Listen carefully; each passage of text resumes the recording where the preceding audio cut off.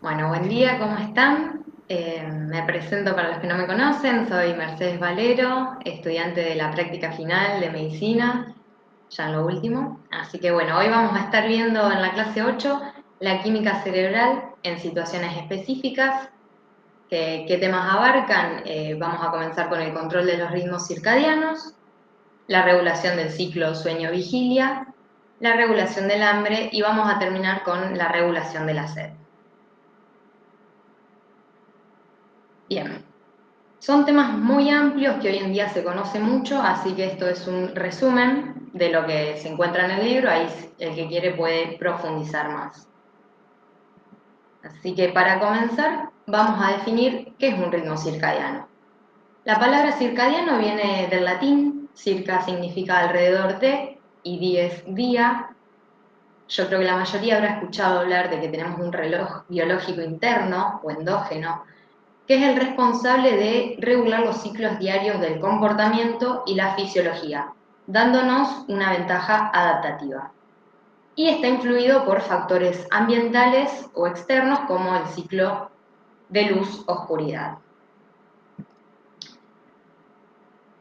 Bien, el marcapasos principal del ritmo circadiano reside en el núcleo supraquiasmático del hipotálamo, siendo responsable de la sincronización o coordinación circadiana en todo el cuerpo.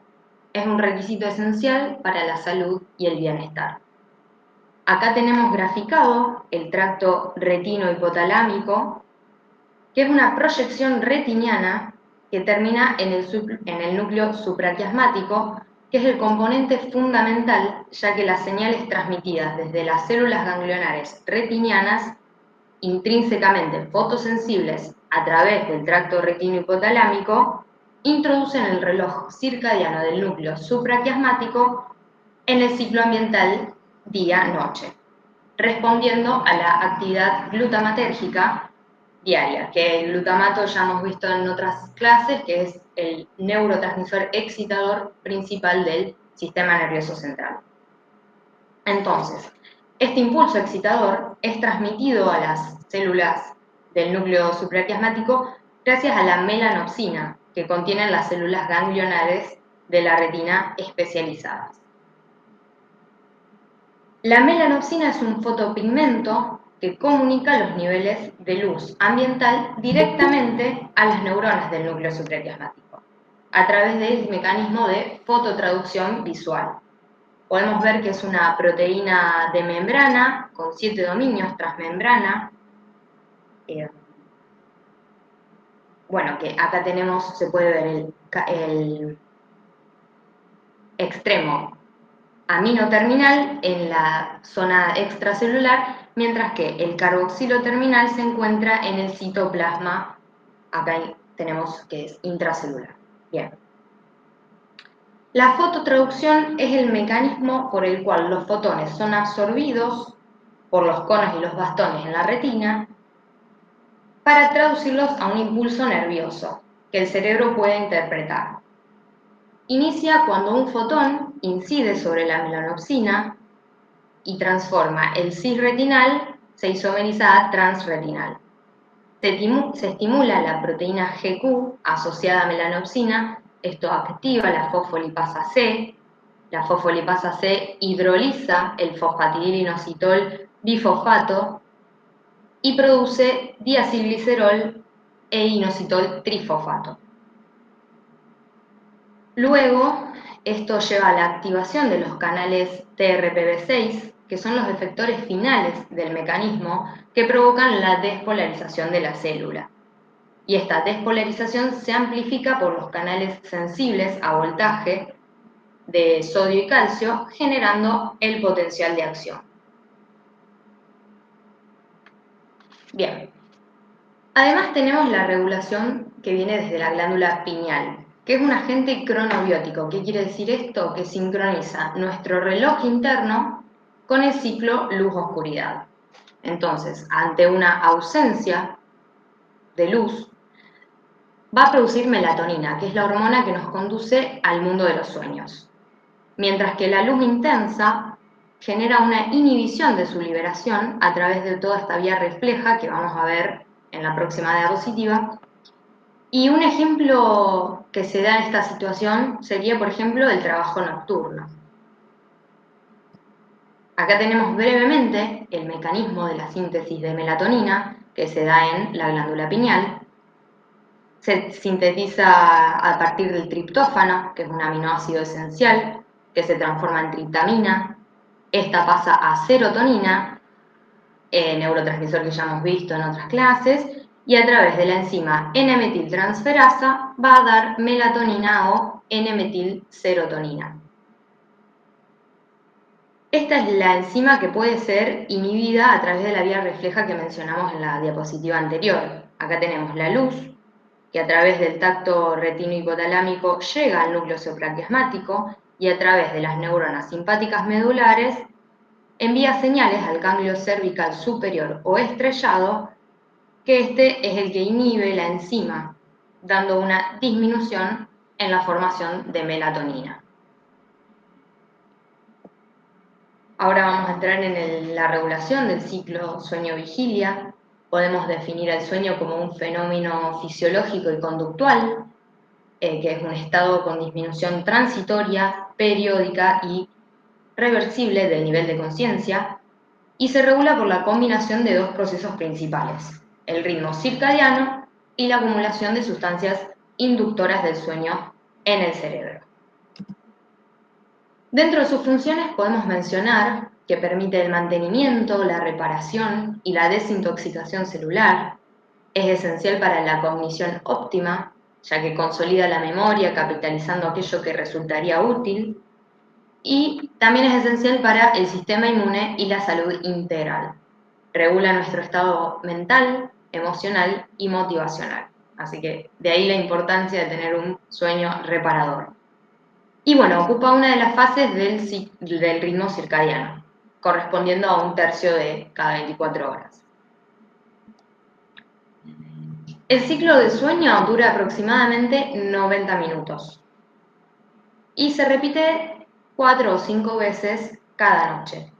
3/4 del mismo corresponden al sueño lento o no REM y 1/4 al sueño rápido o REM. El sueño lento, denominado así porque en el electroencefalograma se muestran ondas cerebrales lentas, también se conoce como no REM por la ausencia de los movimientos oculares rápidos. Tiene 4 fases. La primera es la transición entre la vigilia y el sueño, también conocido como un estado de somnolencia que dura aproximadamente 10 minutos. Es una fase corta en la que resulta muy fácil despertarse ante el mínimo estímulo. Luego pasamos a la fase 2, que está caracterizada en el registro del electroencefalograma por los complejos K, que son ondas agudas que aparecen de forma abrupta y actúan como mecanismo de inhibición para bloquear estos estímulos externos e impedir que nos despertemos. Luego la fase 3, que es la transición hacia el sueño profundo, ya disminuye la presión arterial, la frecuencia cardíaca y la frecuencia respiratoria. Y luego tenemos la fase 4, que es propiamente el sueño profundo, con el máximo de inmovilidad motora. Es la fase reconstructiva del sueño, que dura aproximadamente 20 minutos. Luego pasamos al sueño rápido, que se denomina así en referencia a la alta frecuencia de ondas eléctricas cerebrales, que es similar al estado de vigilia. También se conoce como REM o movimientos oculares rápidos, y se dice que es paradojal porque hay una disociación entre la actividad de nuestro cerebro y la de nuestro cuerpo. Nuestra actividad cerebral está totalmente activa, mientras que la relajación muscular es total.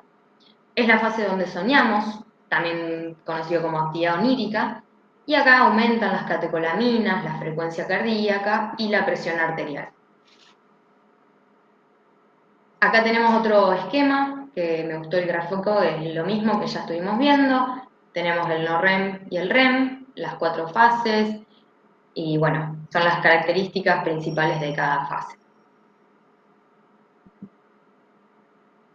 También tenemos que hablar de la vigilia, que es el despertar, una función primitiva. Refleja la activación del SARA, que lo vamos a ver en la próxima diapositiva, por estímulos somatosensoriales o por sistemas motivacionales innatos, como el hambre o la sed. Su hipofunción produce el descenso del nivel de vigilancia en el que aparece el sueño y ocupa una de las fases del ritmo circadiano correspondiendo a 2/3 del día. Acá tenemos el SARA o el sistema reticular activador ascendente, que está constituido por axones sensitivos que se proyectan hacia la corteza cerebral, tanto en forma directa como a través del tálamo. Su función más importante es la conciencia y sus neuronas activan la corteza cerebral descargando a alta frecuencia durante la vigilia, lentificándose durante el sueño no REM y mostrando una escasa actividad durante el sueño REM. Puede ser activado por actividades mentales, estímulos sensitivos, visuales, auditivos y proveniente de los receptores del tacto, dolor y presión.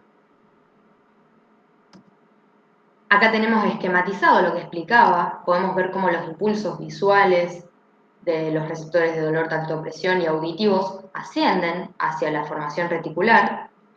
Y a la derecha vemos cómo se proyectan los axones de forma directa y a través del tálamo. El control de la vigilia se da por la interacción de varios núcleos y grupos neuronales con proyecciones monoaminérgicas que conforman el SARA, con áreas o regiones colinérgicas situadas en el tronco encefálico y en el área prefrontal basal que vamos a ver en la próxima diapositiva, porque también esta actividad colinérgica actúa durante el sueño REM. Entonces, volviendo a las poblaciones celulares monoaminérgicas del SARA, tenemos neuronas noradrenérgicas desde el locus ceruleus, neuronas serotoninérgicas desde el núcleo dorsal del RAFE y neuronas dopaminérgicas distribuidas a lo largo de la sustancia gris periacueductal ventral y por último histaminérgicas desde el núcleo tuberomamilar. Además, la vigilia está condicionada por el sistema hipocretinérgico orexinérgico. Los péptidos excitatorios orexina A y B son producidos por neuronas del hipotálamo posterior y lateral, acá lo tenemos graficado, y a lo largo del día favorecen a la alerta y se silencian durante el sueño no REM y REM. Acá tenemos las estructuras colinérgicas, el área prefrontal basal y a nivel pontino, los núcleos tegmentales laterodorsal y pedúnculo pontino. Estas estructuras colinérgicas están altamente activas durante la vigilia y también durante el sueño REM. Se sabe que la actividad colinérgica es la responsable de la actividad rítmica rápida del electroencefalograma que se aprecia tanto en la vigilia y el sueño REM, como ya dijimos. La principal estructura responsable del inicio del sueño es el área preóptica ventrolateral. Sus neuronas GABAérgicas, que ejercen una función inhibitoria, son las encargadas del inicio del sueño. Y las aferencias del sistema monoaminérgico proyectan hacia el área preóptica ventrolateral, constituyendo un eje de inhibición recíproca. ¿Qué quiere decir esto? Cuando los núcleos monoaminérgicos del SARA descargan intensamente durante la vigilia, inhiben el área preóptica ventrolateral y cuando ésta se activa durante el sueño, se inhiben los grupos celulares monoaminérgicos. Entonces disminuyen esos neurotransmisores. Bien, una sustancia inductora del sueño que podemos mencionar es la adenosina. Al ser un neuromodulador con efecto sedante, producto endógeno del metabolismo del ATP en neuronas y glía, su acumulación en el espacio extracelular a lo largo del día es capaz de hacernos sentir cansancio. Acá podemos ver su estructura molecular y acá podemos ver una que es bastante similar, que es la cafeína. La cafeína es un psicoestimulante que se une a los receptores adenosina 1 y adenosina 2, actuando como antagonista e impidiendo que reconozcan a la adenosina. Entonces, durante el día nos podría dar energía, pero no obstante, ante la ingesta crónica, se crean más receptores de adenosina, entonces uno debería aumentar su consumo para obtener el efecto deseado. Pero bueno, no es recomendado el consumo de grandes cantidades de cafeína por sus efectos adversos. Ahora vamos a hablar un poquito de los trastornos del sueño. La alteración del sueño es una comorbilidad y a veces un factor de predicción de diversas enfermedades psiquiátricas, como el trastorno depresivo mayor, la ansiedad, el trastorno de estrés postraumático, que todo esto lo vamos a ver en la próxima clase.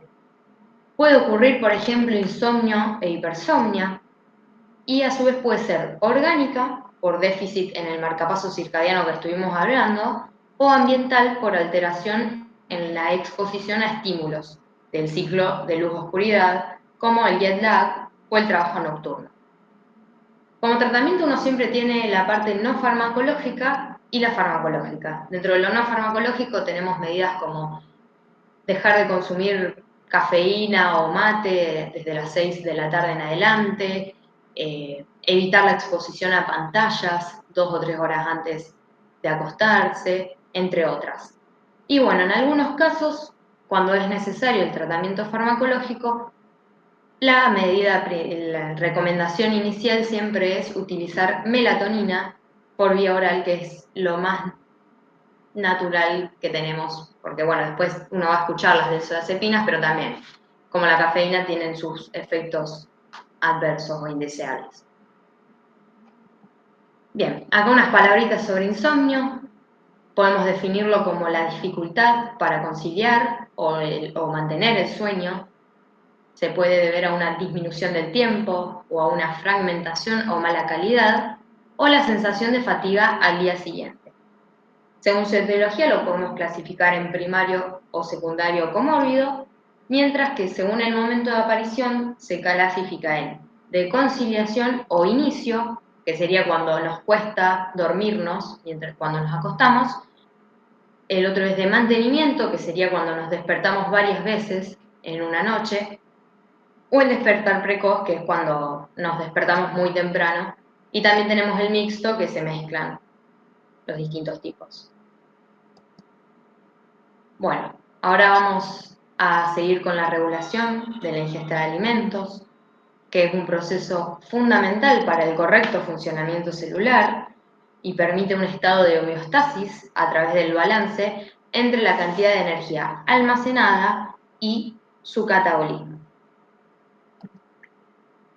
Está controlada por el hambre, el apetito y la saciedad. Podemos definir el hambre como la sensación visceral desagradable e innata que impulsa al individuo a buscar alimentos por el deseo de comer, a pesar de la realización de un esfuerzo. Mientras que el apetito es aquella sensación adquirida, sociocultural, que varía entre individuos.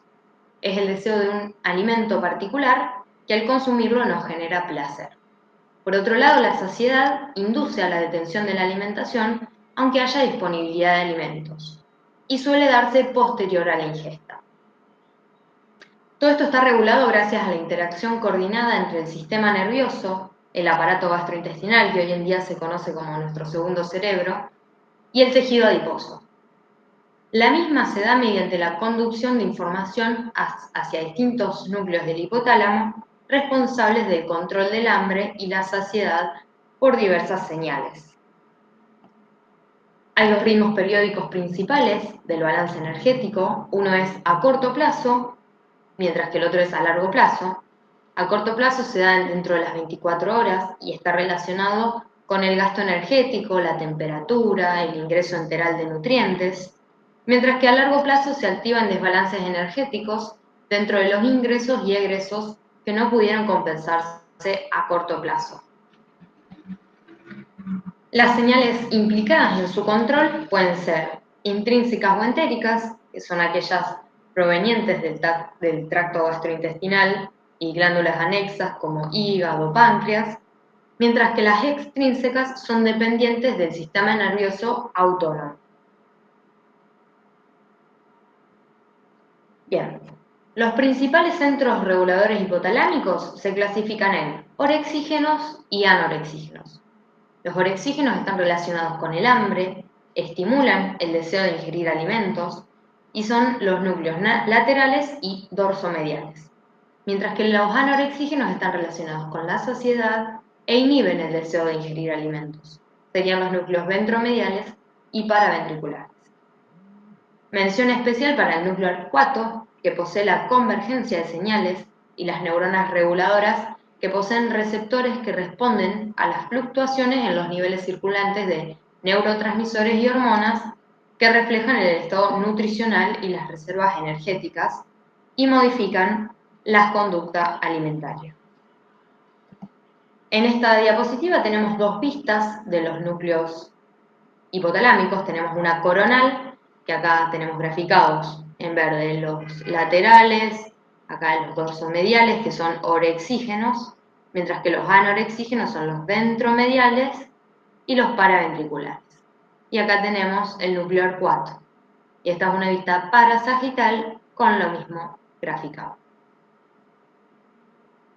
Bien, en este esquema es un resumen de las principales señales para la regulación de la ingesta, como siempre, en verde el orexígeno, en rojo lo anorexígeno. Por ejemplo, las señales visuales, olfativas y gustativas de los alimentos palatables se asocian con consecuencias gratificantes y estimulan las neuronas neuropeptido-I y proteína relacionada con el agouti, que van a estimular la ingesta de alimentos. La grelina, liberada ante las contracciones de la pared gástrica que se da durante el ayuno, también estimulan estas neuronas y aumentan el deseo de ingerir alimentos. Por otro lado, tenemos la insulina, liberada ante situaciones de hiperglucemia, la colecistoquinina, que es liberada ante una ingesta rica en triacilgliceroles y el llenado gástrico, van a estimular a las neuronas POMC-CART que inhiben el deseo de ingerir alimentos. Todo esto fueron señales que regulan la ingesta a corto plazo. A largo plazo tenemos acá la leptina, que se sintetiza en los adipocitos y estimulan estas neuronas inhibiendo la ingesta a largo plazo. Hice dos cuadros comparativos haciendo hincapié en el efecto que tienen las diversas sustancias. Tenemos primero en este las anorexígenas y en el próximo las orexígenas. Por ejemplo, acá, la serotonina se produce en los núcleos caudales del tallo cerebral ante un consumo de proteínas, principalmente el triptófano, que ya vimos la síntesis. Y bueno, su efecto va a ser suprimir la ingesta de neurotransmisor del centro de placer, la serotonina, en el núcleo accumbens. Después, por otro lado, tenemos la colecistoquinina, que son producidas por las células I del duodeno y yeyuno, ante la presencia de triacilgliceroles, aminoácidos aromáticos y ácidos grasos, perdón, y estimula el centro de la saciedad a través de produce la contracción del píloro. Esto ocasiona una distensión gástrica que activa las aferencias del nervio vago que hacen relevo en el núcleo del tracto solitario, estimulando el centro de saciedad. Después tenemos la GLP-1 o incretina, que son producidas en las células enteroendocrinas L en intestino delgado. Su estímulo para la secreción es la ingesta de alimentos calóricos e inhibe el vaciamiento gástrico y estimula la saciedad. Luego tenemos la insulina, muy conocida, producida en las células beta de los islotes de Langerhans, ante una hiperglucemia. Tiene efecto anorexígeno ya que disminuye la expresión del neuropéptido I, es hipoglucemiante y aumenta la producción de leptina. Acá pasamos a la leptina, que es producida por los adipocitos ante un aumento de la insulina, estrógenos, citoquinas proinflamatorias como el interferón, la interleuquina 6 y el interferón alfa, factor de necrosis tumoral alfa, perdón. Y su efecto es la inhibición de la ingesta e incremento del gasto energético por reducción de la expresión del neuropéptido I e incremento de la alfa-melanocito estimulante y CART. Un detalle importante que quería mencionar sobre la leptina es que sus niveles circulantes tienen relación directa con los depósitos de grasa corporal. Entonces, hay más leptina circulante conforme exista más grasa almacenada y viceversa. En pacientes obesos que presentan hiperleptinemia, existe un estado de resistencia a la leptina, probablemente originada por deficiencia de la proteína transportadora en la barrera hematoencefálica. Luego pasamos a la proopiomelanocortina, acá, la POM, que da origen a péptidos biológicamente activos como la alfa-melanocitoestimulante, que se sintetiza a nivel del núcleo arcuato ante una secreción de colecitoquinina, insulina, leptina y tiene un efecto anorexígeno central. Luego el transcrito regulado por cocaína y anfetaminas, también producido en el núcleo arcuato y en el paraventricular, ante una secreción de colecitoquinina, insulina y leptina, disminuye la ingesta, ya que inhibe la respuesta inducida por el neuropéptido I. Ahora pasamos a las sustancias orexígenas. Tenemos el bastante nombrado en la diapositiva anterior, neuropéptido I, producido en el núcleo arcuato y dorso medial. Su estímulo para la secreción es la inanición, el ejercicio excesivo, la grelina, y favorece la ingesta y disminuye el gasto energético al inhibir el sistema nervioso simpático y la termogénesis. Luego tenemos la proteína relacionada con el agouti, también producida en el núcleo arcuato, ante un ayuno o concentraciones de leptina baja, tiene un efecto orexígeno y disminuye la termogénesis. Luego la grelina, producida en el estómago a través de las contracciones de sus paredes y el ayuno, estimula el apetito, la secreción gástrica e inhibe la de la insulina, aumenta la expresión del neuropéptido I y proteína relacionada con el agouti. Luego tenemos las hormonas tiroideas, producidas en la tiroides, ante un aumento de la TSH o el frío, estimulan el metabolismo basal con reducción de los niveles de leptina e insulina. Entonces, en pacientes con hipertiroidismo vamos a observar hiperfagia y adelgazamiento, o sea, comen mucho pero adelgazan, mientras que los pacientes con hipotiroidismo se van a caracterizar por hipofagia, pero ganancia de peso. Luego tenemos los glucocorticoides, sintetizados en la corteza suprarrenal zona fascicular, ante una liberación de ACTH, estrés, ejercicio y dolor, incrementan la ingesta de alimentos y tenemos pacientes con enfermedad de Addison que tienen una deficiencia de glucocorticoides, por los que vamos a ver anorexia, no van a tener apetito, mientras que en los pacientes con síndrome de Cushing va a haber una sobreproducción de glucocorticoides y van a tener hiperfagia, van a tener mucha hambre. Bueno, llegamos al último tema, creo que estamos bien con la hora, fue rápido, que bueno, vamos a hablar de la regulación de la sed.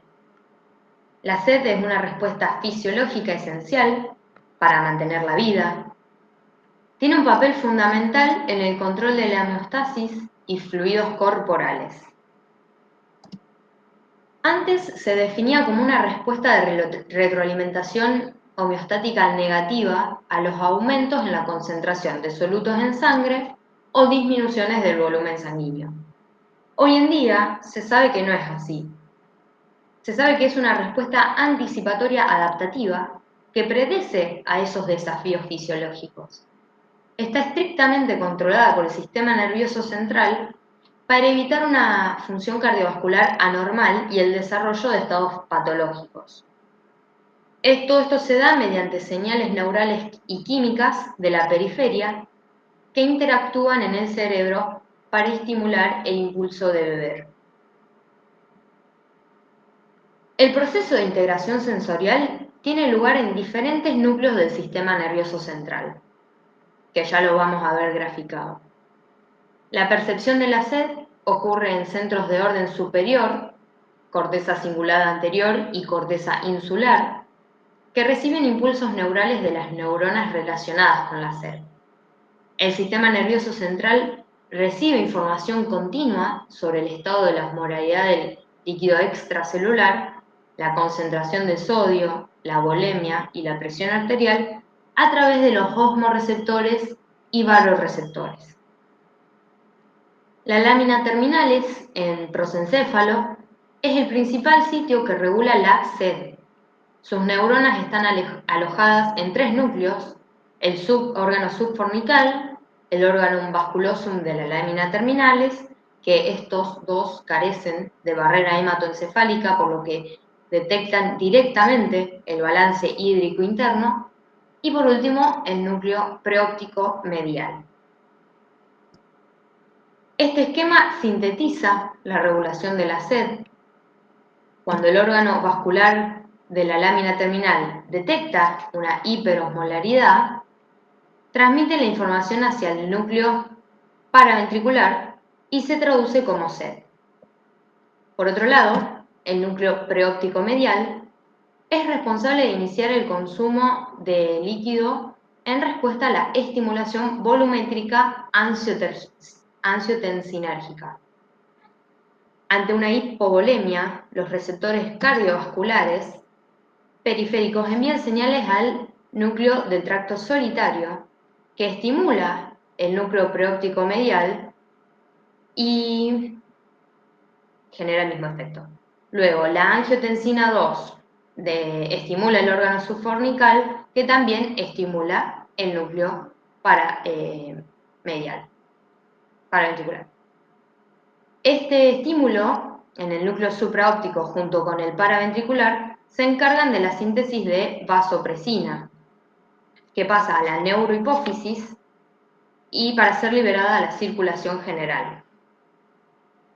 Bien, para actuar en los órganos diana y producir la reabsorción de agua a nivel de los túbulos renales, oponiéndose a la disminución de la volemia. Este mecanismo es a través de los receptores asociados a proteína GS con aumento del AMP cíclico. Por otro lado, la vasopresina también actúa en los receptores del músculo liso vascular, que están asociados a proteína GQ, que por medio de la fosfolipasa C y calcio aumentan la concentración, produciendo vasoconstricción, elevando la presión arterial. Otros estímulos para la liberación son, acá lo tenemos, el calor, el vómito, mientras que estímulos inhibitorios serían el frío, el etanol, la disminución de la osmolaridad y el aumento de la volemia. Acá tenemos graficados los centros superiores que mencionamos en la diapositiva anterior, la corteza insular y la corteza cingulada anterior. Acá ocurre la percepción de la sed, que estimula el consumo de líquidos. Bien. Para ir finalizando, vamos a mencionar las alteraciones de la regulación de la sed, que bueno, la ingesta de agua, tanto excesiva, que se conoce como polidipsia, como inadecuada, que se conoce como hipodipsia, puede tener consecuencias nefastas. Ante un paciente que presente una alteración de la sed, se deberá restablecer la homeostasis e identificar la causa para hacer un diagnóstico de certeza y realizar el tratamiento oportuno. Un ejemplo que podemos mencionar de la polidipsia sería, es muy frecuente de verlo en pacientes diabéticos, que conocemos las 4P, que es polidipsia, poliuria, polifagia y pérdida de peso. Mientras que la hipodipsia se ve mucho en los pacientes adultos mayores, que hay una disminución de la percepción de la sed, por eso hay que detectarlo y realizar el tratamiento a tiempo. Bueno, esto fue todo, muchas gracias. Ahora vamos a ver con el profe si quedaron alguna duda.